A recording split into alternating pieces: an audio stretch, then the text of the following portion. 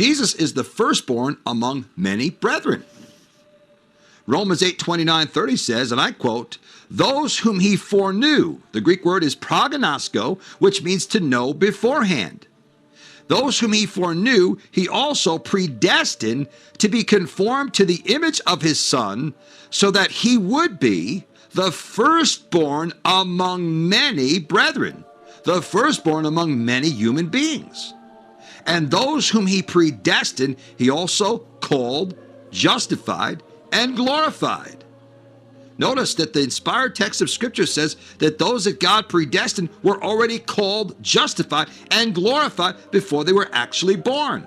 So Jesus is the firstborn among many brethren because he is the firstborn of all of God's elect who would be born after him in the fullness of times.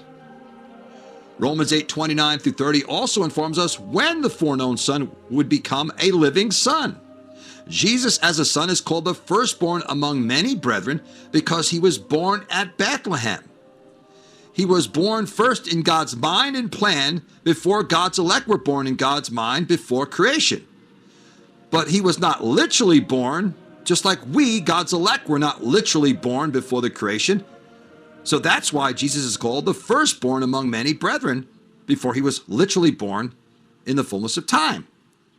For the Son of God and God's elect were already foreknown and already predestined before the creation of the world actually took place.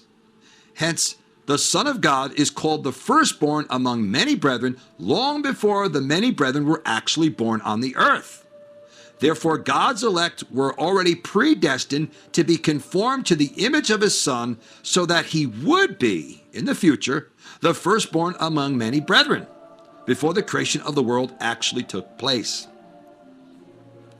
Wherefore, the Son of God was already the firstborn among many brethren in the foreknowledge of God in his foreknown plan before the creation of the world, just as Christ's brethren were also born after the firstborn in God's predestined plan.